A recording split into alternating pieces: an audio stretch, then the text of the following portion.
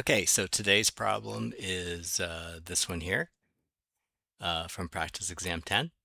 It looks like a system of equations, and you should think, oh, I'm going to use Desmos to help me solve this system of equations. One thing that is pretty common with the SAT starting in March is they try to make these system equations like um, faster to solve if you know what you're doing rather than blindly typing them into Desmos, and I'm going to show you the two ways of solving this. One is if you kind of know what you're doing and it's really fast and maybe you don't even need Desmos, and the other way is with Desmos. Okay, so when you look at this, you might think, oh my God, this is a pretty complex system of equations. It's got two coefficients multiplied together, right?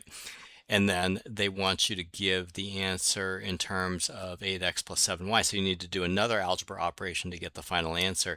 But if you look carefully, 8x appears here and here, right? And 7y appears here, here, and here. So really, they really have only two variables. One of the variables is 8x, and you could say, oh, I'm going to substitute a for that. And then the other variable 7y, and you can substitute b for that, because really there's no other, you never have to say exactly what x is. You never have to say exactly what y is. So you could just solve this problem considering a and b. So if you rewrote it as a and b, you would have 2a plus 4b equals 12. And you would have negative 2a plus 4b equals 12. And so if you're going to solve this system of equations, you probably don't even need Desmos, right? Because look, they've kind of like made it so that it's all set up for you to add them both together and get something simplified. So if we add these two together, 2a and negative 2a cancel each other out. We get 8b equals 24, and we immediately get b equals 3. Then we say, okay, if b equals 3, I can find a by plugging it into one of the original equations. So let me plug it into the first equation. And notice how this is already 12. So 2a plus 12 equals 12, which means that 2a equals 0, which means that a equals 0. So the two quantities are a equals 0 and b equals 3, which means that 8x equals 0 and 7y equals 3 because we substituted in for that, right? And then they ask for the value of 8x plus 7y. That would be adding these two together. So the answer is just 3.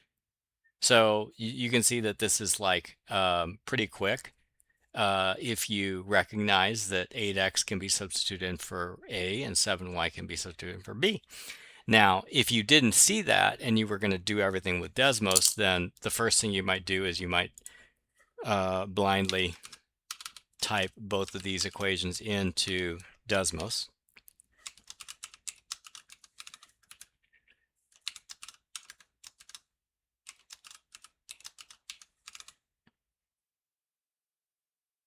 Oops. Okay.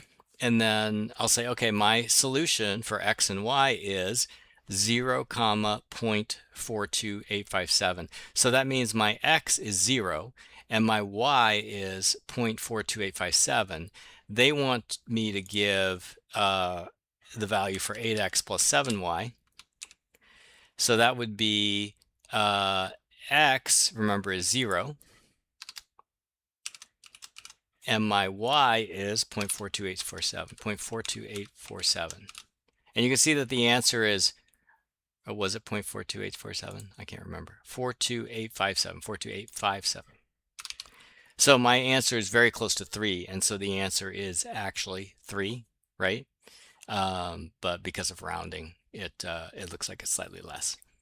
All right, so that's what you might do if you didn't see that 8x was could be renamed another variable, 7y could be renamed another variable.